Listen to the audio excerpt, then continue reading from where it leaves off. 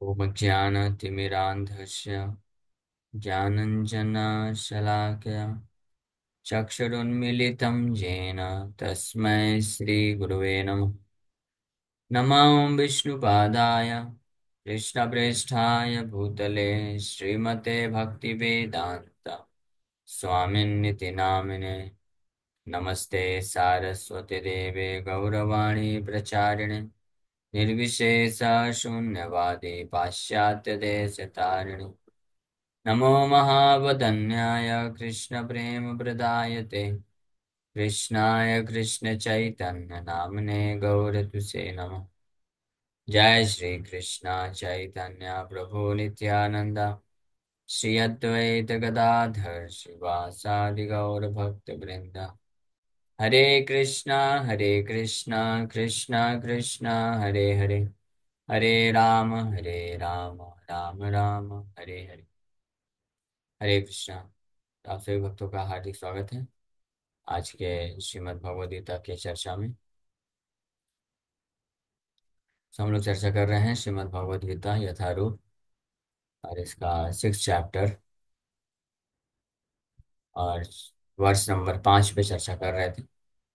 उद्धरेत आत्मनात्मानं नात्मानं अवसादयेत आत्मा एव हि आत्मनो बंधुरात्मा एव रिपुरात्मनः। तो इस श्लोक में हमारे कृष्ण हमको इंस्ट्रक्शन दे रहे हैं। One must deliver himself with the help of his mind and not degrade himself. The mind is the friend of the conditioned soul and his enemy as well. कि व्यक्ति को चाहिए कि अपने मन के द्वारा अपना उद्धार करे, ना कि मन के द्वारा अपना पतन करा दे संसार में। तो जो व्यक्ति अपने मन का इस्तेमाल कृष्ण भावनामृत में आगे बढ़ने के लिए करता है, उसका मन उसका मित्र की तरह होता है, और जो इसे विपरीत करता है उसका मन शत्रु की तरह हो जाता है। इस श्लोक में हम लोग विस्तार से चर्चा किए। अब आगे भगवान वर्णन कर रहे हैं ऐसे ही मन के बारे में और कुछ बातें वर्णन कर रहे हैं। कब ये बंधु यानी मित्र और कब शत्रु की तरह कार्य करता है, 6 नंबर श्लोक में ये वर्णन करेंगे।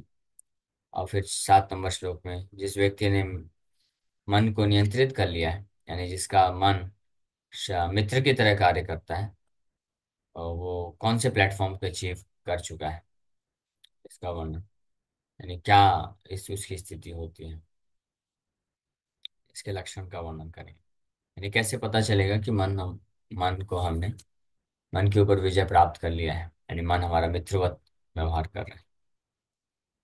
सो आगे नेक्स्ट श्लोक में बोल रहे हैं, बंधुरात्मात्मनस्तस्य येना येनात्मैवात्मना जिता अनात्मनस्तु शत्रुत्वे वर्तितात्मैव शत्रुवत्। For him who has conquered the mind is the best of friends. But for one who has failed to do so, his mind will remain the greatest enemy. ऐसा व्यक्ति जिसने मन को जीत लिया है, मन उसका बेस्ट फ्रेंड है, और जिसने ये कार्य करने में विफल हो गया, तो his mind will remain the greatest enemy. सबसे बड़ा शत्रु बन जाएगा। पिछले श्लोक में भगवान बताए कि मन का इस्तेमाल करके मन के द्वारा अपना उद्धार करना चाहिए, ना ही अपना डिग्रेड करना चाहिए, अपने आप को पतित नहीं कराना चाहिए। तो मन ही व्यक्ति का बंधु बन सकता है, मन ही व्यक्ति का शत्रु बन सकता है, ये वर्णन की। अब कब बंधु मित्र और कब शत्रु बनता है, इसका वर्णन इस श्लोक में किया जा रहा है। बंधुरात्मनस आत्मा आत्मनस तस्य। बंधु कब बनता है, येना आत्मैवात्मना चिता। बंधु आत्मा द माइंड बंधु बन जाता है, बंधु आत्मा होता है, यानी मित्र मन होता है, मित्रवत होता है मन। जब आत्मनः तस्या, आत्मना जीवात्मा का, आत्मना तस्या जीवात्मा का मन जो है बंधु बन जाता है, जब ये न जब उसके द्वारा आत्म एव आत्मना जिता, जब पूरी तरीके से निश्चित रूप में, जिसके द्वारा उस जीवात्मा के द्वारा आत्मना, जीवात्मा के द्वारा मन को जीत लिया जाता है। आत्मना जीता, जीता मतलब कॉन्कर्ड, वन हैज कॉन्कर्ड। जीत लिया जाता है, इसका अर्थ क्या है? आत्मना जीता, बंधुरात्मा आत्मनस्तस्या येन आत्मा एव आत्मना जीता। आत्मा के द्वारा जो जीता गया है, आत्मा के द्वारा जीता गया है मतलब कि आत्मा अपने स्तर पे कार्य कराए, अपने लिए कार्य कराए, ना कि मन के इच्छाओं को पूर्ति करने के लिए आत्मा उसको सैंक्शन कर दे। इंद्रियों को तृप्त करने के लिए, भौतिक शरीर, इंद्रियां, भोग, इसको तृप्त करने के लिए अगर मन को परमिशन देता है, तब वो आत्मा ना जीता नहीं है, जीवात्मा के द्वारा नहीं जीता गया। लेकिन जीवात्मा के द्वारा तब जीता हुआ माना जाएगा जब जो जीवात्मा है उसके स्तर का कार्य करने के लिए मन जो है नियंत्रित हो जाए, मन के द्वारा आत्मा के स्तर का कार्य कराया जाए, उसको बोलते हैं आत्मना जीता, यानी आत्मा के द्वारा जीता गया है। और आत्मा का स्तर का कार्य क्या है? भगवान कृष्ण का सेवा करना, क्योंकि आत्मा का ये स्वरूप है, जीवेर स्वरूप है कृष्णेर नित्य दास। तो इसलिए ये ना आत्मा है आत्मना जीता। वहीं दूसरी ओर अनात्मना of one who has failed to control the mind, तु शत्रुत्वे वर्तेत आत्म एव शत्रुवत्। अनात्मना मतलब जिसने मन को नियंत्रित नहीं कर पाया है, तो उसके लिए शत्रुवत्, शत्रुत्वे, शत्रु की तरह कार्य करता है। वर्तेत आत्मा एव शत्रुवत्। अनात्मना तो शत्रुत्वे, because of enmity, one who has failed to control the mind, वर्तेत आत्मा एव शत्रुवत्। वर्तेत मतलब मन उसका रहता है शत्रु की तरह ही बना रहता है। ये श्लोक अर्थ। तो तात्पर्य प्रभुपाद जी वर्णन कर रहे हैं, the purpose of practising eightfold yoga is to control the mind in order to make it a friend in discharging the human mission।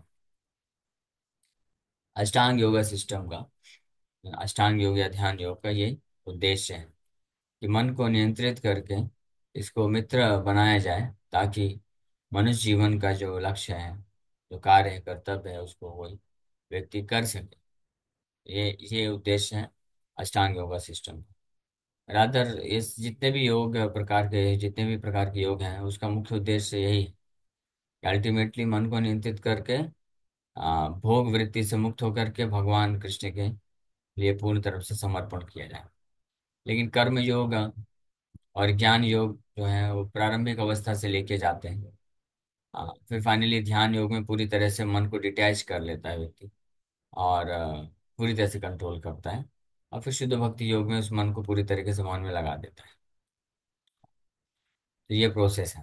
तो इस अध्याय का नाम अष्टांग योग है, ध्यान योग है, और वर्णन कर रहे हैं।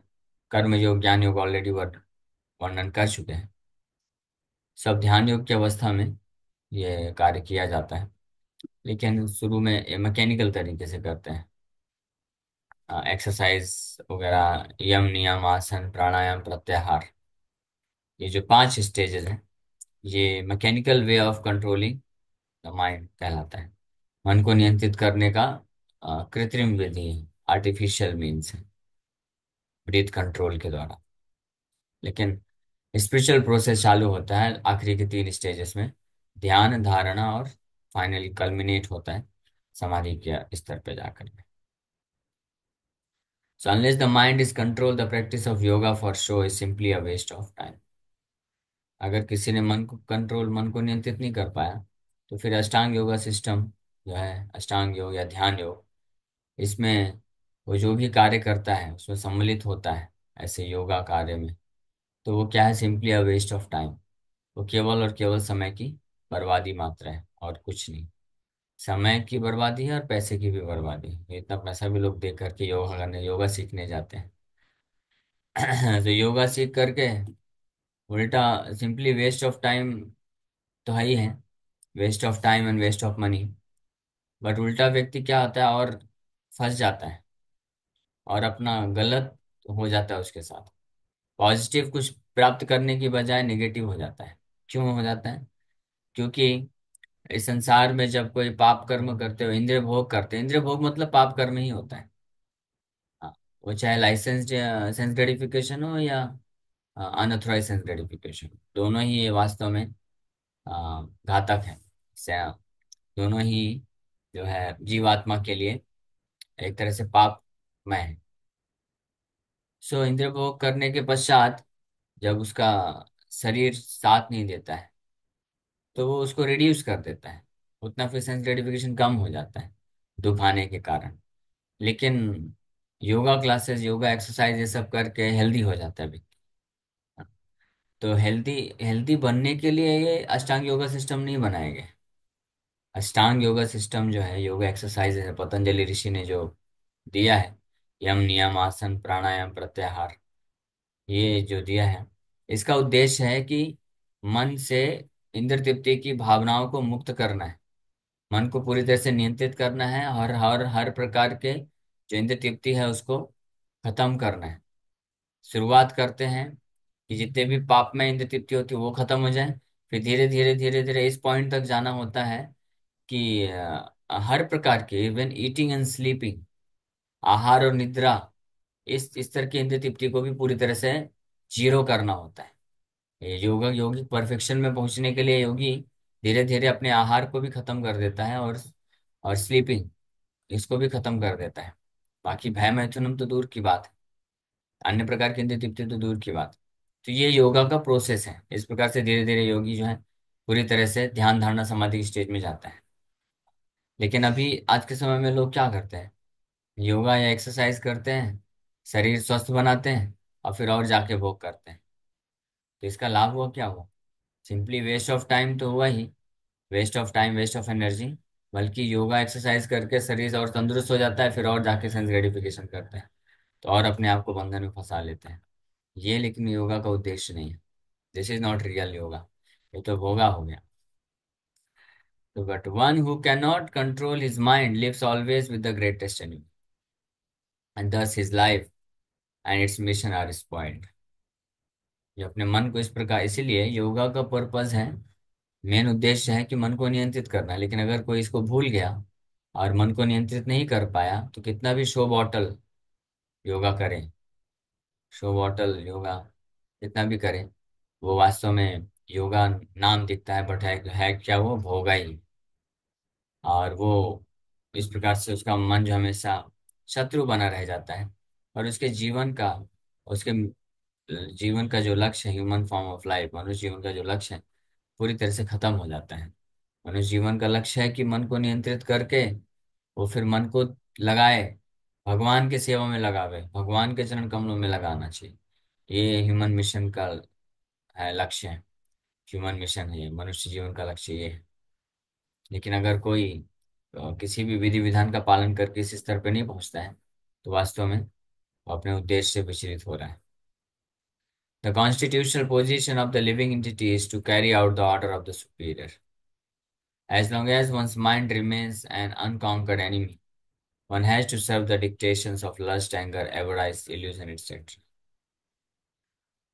वास्तविक स्थिति है जीवात्मा की इस अ, संसार में, वो क्या है? कि वो सुपीरियर अथॉरिटी, भगवान, गुरु, साधु, शास्त्र, इनके आदेशों का पालन करें। इनके आदेशों का पालन करने के उद्देश्य से ये सब सिस्टम दिया गया है, योगा एक्सरसाइजेस वगैरह, ताकि मन को इस तरह से नियंत्रित कर सके और गुरु साधु शास्त्रों के वचनों में स्थित हो सके पालन करना। नहीं, जब तक मन का, किसी व्यक्ति का मन जो है अ, अनियंत्रित रहता है, तो शत्रु बना रहता है, और इस प्रकार से वो मन का स्वामी बनने की बजाय वो मन के दास बन जाता है, और काम क्रोध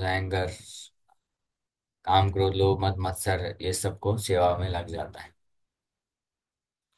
But when the mind is conquered, one voluntarily agrees to abide by the dictation of the personality of God। जब मन जीत लेता है कोई मन को, तब वो स्वेच्छा से भगवान के जो डिक्टेशन, यानी भगवान के जो आदेश हैं गीता में, भागवत में, उसको पालन करने के लिए तत्पर हो जाता है, उसको समझ पाता है और पालन करता है। लेकिन जिसका मन पूरी तरह से अनियंत्रित है, जिसका मन कुछ मात्रा में अनियंत्रित है, कुछ मात्रा में नियंत्रित है, यानी अनियंत्रित है, तो वो कम से कम स्वीकार तो कर लेता है भगवान के गीता भागवत की शिक्षाओं को। हाँ। लेकिन पालन नहीं कर पाता है, क्योंकि मन उसको नहीं करने देता है, मन भौतिक संसार में भोग करने के लिए लगा देता है। लेकिन जिसका मन पूरी तरह से अनियंत्रित है, 100% अनकंट्रोल्ड, उसके वश में है ही नहीं, तो वो गीता भागवत की शिक्षाओं को भी चेंज कर देता है। उसको जो साफ साफ जो शिक्षाएं होती हैं, भगवान के जो डिक्टेशन होते हैं, उसको एक्सेप्ट ही नहीं कर पाता है, उसको मिस इंटरप्रिटेशन देता है। हाँ, उसको बोलते हैं डिक्ट कि पूरी तरह से वो फंस जाता है। भगवान बोलते हैं, मन मना भव मत भक्तो, मेरा सदैव चिंतन करो, मेरा भक्ति करो, मेरा पूजा करो, मुझे प्रणाम करो। अहम सर्वस्व प्रभु मत्तः सर्वम प्रवर्तते, मैं ही सर्वश्रेष्ठ प्रभु हूँ, मैं ही सबका स्वामी हूँ, मेरे से ही सब कुछ निकलता है, सर्वलोक महेश्वरम। लेकिन ये सारी बातें उनको, ये सारे श्लोक गीता में उनको नहीं दिखते हैं, ये सबको निगलेक्ट कर देता है वो, और केवल जो इंद्र तृप्ति करने के लिए है, कुछ लोगों को लेकर के मिस इंटरप्रेट करके मन इस प्रकार से, तो इससे समझना चाहिए कि मन इतना हावी है उसका, पूरी तरह से मन उसको जो है अपने कब्जे में फंसा के रखा हुआ है। 100% अनकंट्रोल्ड माइंड के लक्षण होते हैं। ये गीता भागवत की साफ साफ शिक्षाओं को भी कोई सुन समझ ही नहीं पाता है, एक्सेप्ट ही नहीं कर पाता है, पालन करना तो दूर की बात। ऐसे लोग जो है मायावादी कहलाते हैं। मायावादी जो गीता भगवत गीता को पढ़ के अगर इस इल्यूजन में रहता है, इस भ्रम में चला जाता है कि हम भी भगवान के जैसे भोक्ता बन सकते हैं, हम भी भगवान के जैसे कंट्रोलर बन सकते हैं, और हम में और भगवान में कोई अंतर नहीं। हाँ, गीता का उद्देश्य है इस संसार में कैसे भोग करके आगे बढ़ सके। तो इस प्रकार से जो समझता है, तो पूरी तरीके से क्या है, 100% माइंड उसका अनकंट्रोल्ड है, मन पूरी तरह से उसको गुलाम बना के रखा है। लेकिन वहीं दूसरी ओर जिसका 100% मन नियंत्रण में है, कंट्रोल में है, यानी जिसने मन को पूरी तरह से गुलाम बना के रखा है, तो वो क्या करता है, he voluntarily agrees to abide by the dictation of the personality of God. तो स्वेच्छा से भगवान के जो आदेश है तुरंत उसको समझ जाता है, और उसको पालन करना चालू कर देता है। अच्छा, भगवान बोल रहे हैं most confidential knowledge 9th chapter में, सारे गीता का सबसे गुह्यतम ज्ञान भगवान दे रहे हैं, मन मना भव मत भक्तो मध्याजी माम नमस्कुरु, कि सदैव मेरा चिंतन करो, मेरा भक्त बन जाओ, मुझे प्रणाम करो। हाँ, ये बोल रहे भगवान, मेरा पूजा करो। हाँ, करूंगा। मन बोलेगा नहीं करने का, तुमको फिर इंद्रिय तृप्ति कहाँ से मिलेगी, भोग करो। नहीं नहीं, नहीं नहीं बेटा, शांत बैठो चुपचाप, अभी कृष्ण क्या बोल रहे हैं वो सुनो, वो करना है। तो ऐसे भी भक्त होते हैं, और ये 100% अपने मन को नियंत्रित करके भगवान जो आदेश देते हैं उसको पालन करते हैं, और इस प्रकार से उनका उद्धार पूरी तरीके से हो जाता है। So when the mind is conquered, one voluntarily agrees to abide by the dictation of the personality of Godhead, who is situated within the heart of everyone as Paramatma. भगवान स्वयं परमात्मा के रूप में हर किसी के हृदय में। इसलिए अगले श्लोक में आएगा, जितात्मन प्रशांत से परमात्मा समाहिता। तो ऐसा जो भक्त होता है, वास्तव में भक्ति हो सकता है ना। भगवान डायरेक्ट अभी भक्त नहीं बोल रहे हैं, शब्द यूज नहीं कर रहे हैं। नहीं तो जो अन्य जो है भक्तों भक्तों का भावना नहीं है जिसके हृदय में, तो वो इसको फिर क्या बोलते हैं, सेक्टेरियन ना समझ बैठे। ये देखो कृष्ण अपने भक्तों के बारे में सब कुछ बोल रहे हैं, भगवान अभी जनरल बोल रहे हैं। लेकिन फाइनली जाके कंक्लूड करेंगे कि ये जो मैंने सब बताया, परफेक्ट योगी कौन है, योगी नाम अपि सर्वेशा मद गतेन अंतरा, मेरा शुद्ध भक्त ही है, ये जान लो। हाँ, लेकिन भगवान अभी जो प्रवचन दे रहे हैं, तो उसमें जनरल प्रिंसिपल बता रहे हैं। जैसे मान लीजिए कि कोई अगर चर्चा करे कि पूरे देश में सबसे ज्यादा नियंत्रण या शक्ति रखने वाला कौन व्यक्ति है, तो नाम ना बता करके, क्योंकि कई लोग बैठे हैं, तो नाम नहीं बता रहे हैं इंडिविजुअल, लेकिन वो वर्णन कर रहा है जो जो आ, राज्य को भी कंट्रोल कर सके, देश के डिसीजन को भी कंट्रोल कर सके, ये सब अलग अलग इस प्रकार से बता रहे हैं। फिर फाइनली अंत में जाके बताएगा ऐसा व्यक्ति कौन है, ये बैठे हुए हैं मिस्टर नरेंद्र मोदी जी। ये शुरू में बोल देगा तो जो उसके अपोजिशन वाले पार्टी होंगे तो भड़क जाएंगे। हाँ, इसलिए शुरू में जनरल डिस्क्रिप्शन दिया जाता है कि हाँ, जो इस प्रकार से अपने मन को पूरी तरीके से परमात्मा के डिक्टेशन को पालन करने में लगा सके, सारे इंद्रिय तृप्ति की भावनाओं से मुक्त हो सके, और किसी भी प्रकार की विषय वस्तु से जिसका मन विचलित नहीं होता है, और प्रजहाति यदा कामान सर्वान पार्थ मनोगतान। हाँ, और इस प्रकार के शीत उष्ण सुख दुखदा, ये शीत उष्ण मान अपमान ये सबसे परे रहता है, और कर कार्य जो करता है, कर्म जो करता है बिना फल की इच्छा से करता है, सारे फल को समर्पित कर देता है। ये सब जनरल डिस्क्रिप्शन, इस लक्षण बताए गए। लेकिन ये सारे लक्षण किस में विद्यमान होते हैं? किसी भी ज्ञानी में, किसी में योगी, किसी भी योगी में नहीं हो सकते हैं। ये केवल और केवल जो शुद्ध भक्त होता है उसके अंदर ये सारी चीजें 100% अमाउंट में होते हैं। वो फाइनली फिर भगवान चैप्टर के एंड में कंक्लूड करते हुए बोलते हैं। तो इसलिए इन श्लोकों में यहाँ पे भगवान जनरल डिस्क्रिप्शन दे रहे हैं कि one who is situated in yoga, पूर्ण रूप से जो योग में स्थित है, वो इस प्रकार से भगवान के डिक्टेशन को स्वीकार कर पाता है। Real yoga practice entails meeting the परमात्मा विद इन द हार्ट। ये है असली योगा का अर्थ। असली योगा या सफल योगा वो है, या सफल योगी वो है जो भगवान को, परमात्मा को अपने हृदय में उनसे बात कर सके, मिल सके।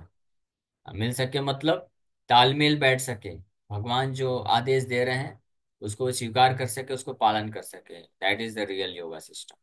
भगवान क्या आदेश देते हैं? स्पष्ट भगवद गीता में भगवान आदेश दिए, गुरु साधु शास्त्रों के माध्यम से आदेश पता चलता है ना। हमेशा ध्यान रखिए, परमात्मा कभी ये आदेश नहीं देते कि आप इस भौतिक संसार में भोग करिए। हाँ, ये एक मिसकंसेप्शन है। हाँ, हमको तो अंदर से परमात्मा यही आदेश दे रहे हैं कि आप इस संसार में ये करो। मुझे परमात्मा ने प्रेरणा प्रेरणा दिया कि मैं इस लोगों की समाज सेवा करूं। नहीं नहीं, ये परमात्मा का प्रेरणा नहीं है, ये आपके दूषित मन का प्रेरणा है। दूषित मन जो है वो प्रेरित करता है खुद भगवान बनने के लिए। परमात्मा या भगवान का प्रेरणा केवल एक ही चीज होता है कि हम परमात्मा को समर्पण करें और वो जैसे आदेश देते हैं वैसे हम कार्य करें।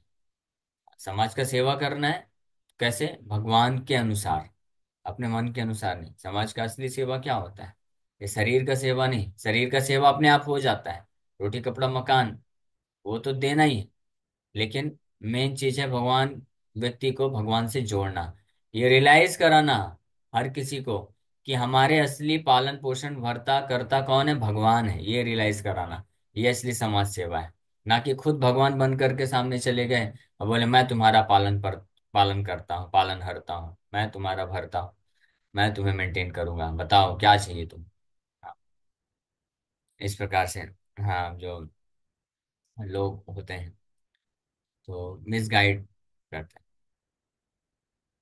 So this is real yoga practice entails meeting the Paramatma within the heart and then following his dictation.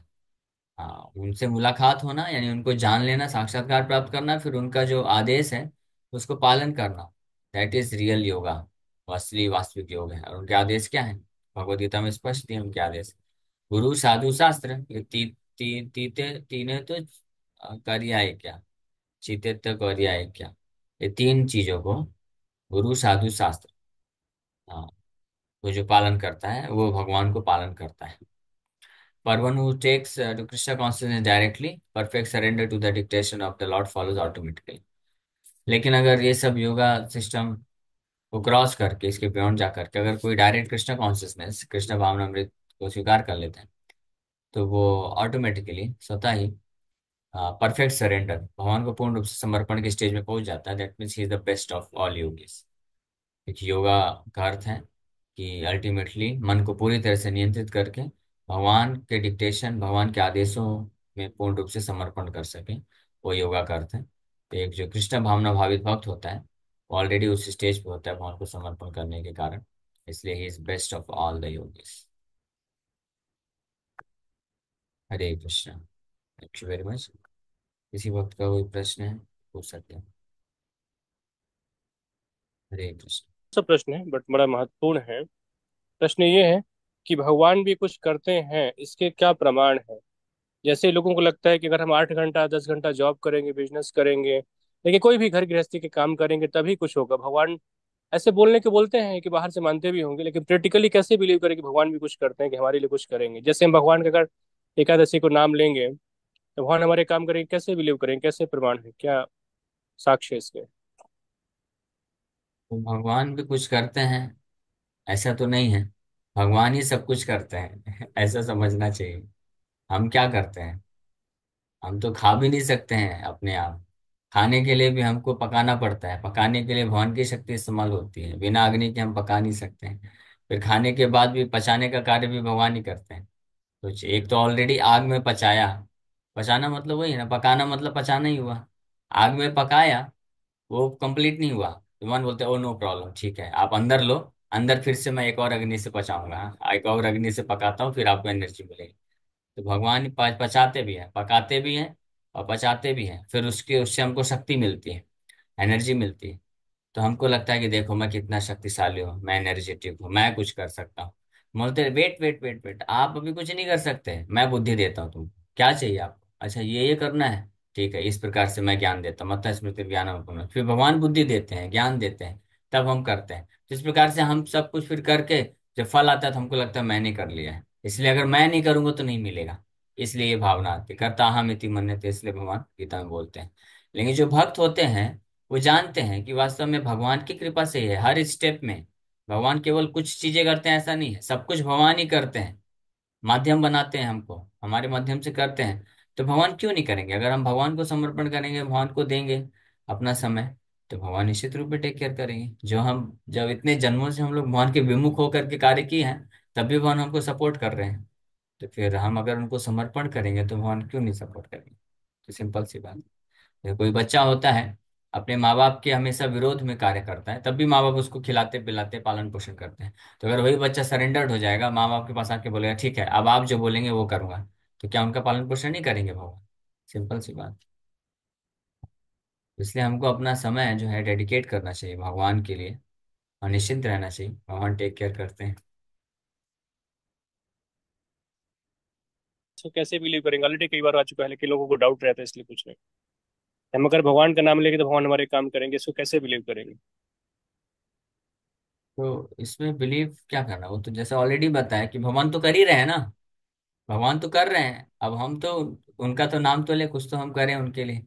हम तो कुछ कर नहीं सकते उनके लिए। भगवान बोलते हैं ठीक है, भगवान के लिए करने का मतलब चलो भगवान जो बोलते हैं कम से कम उतना तो हम कर लें। भगवान बोलते हैं मन मना भो मत भक्तो। ओके आप केवल मेरा नाम लो, बस मुझे स्मरण करो, दैट्स ऑल, मैं कुछ नहीं चाहता। आप मेरे लिए कुछ कर नहीं सकते, बस मेरे को ध्यान में रखो, मेरा स्मरण करते रहो, मेरा नाम जप करते रहो, तो मैं करूंगा। तो ऐसा नहीं है कि भगवान का नाम जप करने से भगवान हमारा काम करेंगे, भगवान ऑलरेडी हमारा काम कर रहे हैं बहुत अच्छे तरीके से। अब हमारी बारी है कि हम भी कुछ समय निकाले, हम कर दें, डेडिकेट कर दें। स्पेशली जो है डेली का 16 माला का कम से कम जप तो करना ही चाहिए, कंपलसरी है। 24 घंटे करना चाहिए वैसे तो, सततम कीर्ति अंत्यो माम। लेकिन नहीं कर सकते तो कम से कम 16 माला डेली का करें। एकादशी हम लोग प्रयास करते हैं कि एकादशी आपको डेडिकेट करना चाहिए पूरी तरीके से, कोई नुकसान नहीं होगा।